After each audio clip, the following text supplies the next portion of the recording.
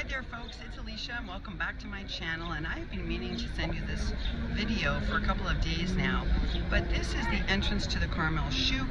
This is right next to where our apartment is, and the Carmel Shuk is for both locals and tourists alike. So tourists come here and they do foodie tours of all the interesting foodie exhibits that you're going to see as we go down into the covered shuk. That's the entrance over there where people are entering, and once we get in there you won't be able to hear me, and it's super packed, super crowded, and so I'm going to give you the little spiel now and then we're just going to walk through it. But this is where people go to listen, to go buy their fresh fruit, to buy their meat. It's where I go to buy my groceries each and every day. It's where tourists go to taste and sample different Israeli and Arabic delicacies. It's where tourists also go to buy sometimes little souvenirs, and it has some of the best bakeries I've ever had the pleasure of eating from outside of Paris, and Italy actually. So I'm just going to walk you through. It's going to be super crowded, super noisy. I'll try to give you some commentary, but folks, prepare yourselves. This is over a mile long and we're just going to zip through. Okay? Yeah, take a look at how crowded this is. Now you understand the crazy that is the Carmel Shuk, folks. So I come here every day. We buy everything fresh, our fruit, our vegetables, our baked goods. You're allowed to bring dogs here even if they're not service dogs, folks, because this is technically an open air market, even though it's partially covered.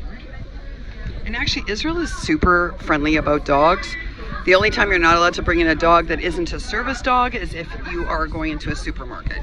Otherwise, most places will allow you. Look at all the fresh bread, folks. And so this is why we buy fresh every day. Can you see why? Like, we are so blessed to have this right next door, and we are living like a person who lives in Israel, like an Israeli. Or, you know, because what happens here is you don't buy food and keep it in your fridge for a week. You don't go to a supermarket unless you need some, like, things like rice. But even rice you could buy here if you really needed to. But really what you do is you come here, you buy whatever is in season, and you cook it every day. So, you know, I will find out from my husband what he feels like eating that day, or I'll say what I feel like eating that day, and then I come down here and I buy it and then I make it. So I do keep spices and things, because wait till you see the spice section. It is going to be mind-blowing. When I first learned how to buy spices, look, there's tours going through. There are all these like food tours, because some people from the Food Network discovered that there are these hidden gems in here. And so like literally they started giving out these like really fancy food tours.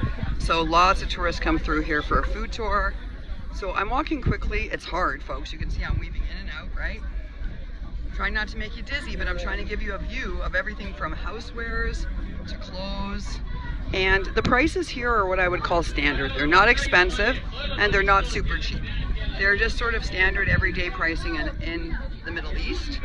People here will come buy their clothes. They'll come buy, you know, oh look, this is the pet stall. So here you go. This gives you an example. This is how you come to your pet store here. Although there's another one too, but okay, so you see the spices, folks? And here you can stop and get any kind of fresh juice made from any of the fruit that's in season. All right, it's gonna be mind-blowing because we're not even through the first quarter, folks. This goes on and on and on. I come here and I get flowers, fresh flowers. So here's a luxury. Fresh flowers here are really inexpensive. They're expensive right before a holiday, the prices go up, but you can get a beautiful bouquet of flowers here for $5. And I mean, that would be like a beautiful bouquet. There are less expensive ones you can get for less. So even if you just have $1 and you want to do something nice for someone, folks, it's affordable here. Oh, it's so noisy today. Take a look.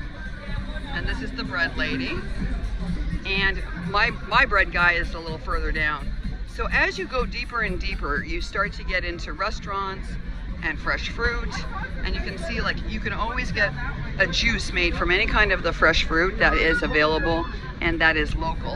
And so everything is always fresh, which is what's so impressive. Are you ready for this? Get ready. This is just one of like 12 candy stalls, folks. Yeah, I know, right? Crazy. Crazy. When my kids, kids go nuts here. Okay? Just check it all out. And that's just one candy provider. There are many here, folks. Do you see how packed it is, though? So it's packed like this every day, but it's worse on Fridays because everyone comes early Friday morning to do their shopping, and then it becomes like impassable. Like if I tried to do this on a Friday, I would never be able to do a video for you. And you can already see, like, it's tough. And this is probably why I postponed doing it. Do you see this? So this is like where you can come to get like inexpensive Dead Sea products so that you don't spend a fortune, because if you buy them at the Dead Sea, it's really expensive. But you can buy them here for $1, literally for $1. And I can show you that. Like, so for instance, this big thing of cream, this big thing is like $3. And it's all the same Dead Sea products you would get actually at the Dead Sea. So smart people here know, don't buy it at the Dead Sea. Okay, folks, do you see this? This is tea. That's tea, folks. These are all different teas, and they're made from dried fruit and actual product. Look at this tea, folks. Isn't it gorgeous? I love their tea here, and I often buy it as gifts. Do you see how amazing it is? Yeah, so terrific. Oh yes, and now we're getting to the good stuff. This is my fruit guy. He has these baby pineapples. Have you ever seen these before? Take a look. See those baby pineapples? Oh my goodness, they are the best pineapples ever. And he has the best baby pineapples out of everybody. And I love to buy my fruit here. And he'll cut it up and let you taste it so you can see like what it tastes like. That's what he does. And that way you know it's fresh and it's delicious.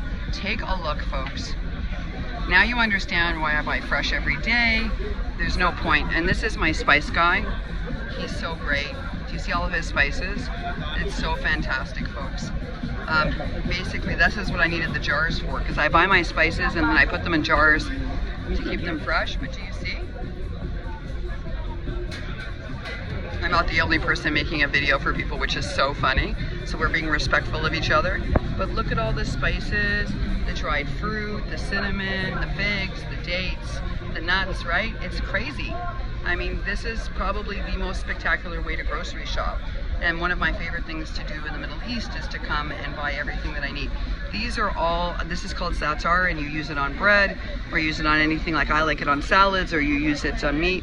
And these are rice mixes, folks. And they do magical things to rice. And so you're allowed to taste. They encourage you to taste it. They want you to know that it's fresh. They will give you a little spoon so it's sanitary. Look at these handmade pottery. Isn't that gorgeous? Gorgeous. And by the way, they're not expensive. A handmade piece is the equivalent of under $10 here. So finally we're away from the tourists. Now you can see it's less crowded. This is where locals come. And this is again where I do all my shopping. Do you see all the fruit? Isn't it amazing? So now we're away from the tourists because the tourists don't usually come down to the grocery section. And that means I have room to breathe and you have room to see. So finally, it's cherry season. The cherries are so good here. Oh, folks, they're so good. And just so you know, like, they're still expensive. By Israeli standards, cherries are a treat, but people will buy them. They wait for cherry season and they buy them. You can see this. Everyone's buying cherries. And so by Israeli standards, this is expensive. It's $5 for half a kilo. Not a pound, folks, a kilo. And I'll have to look it up how many pounds are in a kilo, but that's a lot of cherries. But for Israelis, that's expensive. So like it has to be special.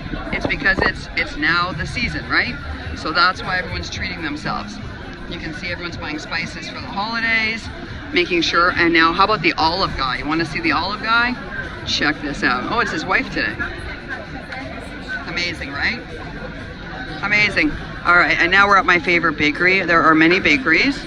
It's so noisy down here now because now we're with all the locals, folks. Are you ready? This is a very dangerous stall. I love his stuff. Everything he makes is very, very good. But there's one thing, and he's sold out of it right now.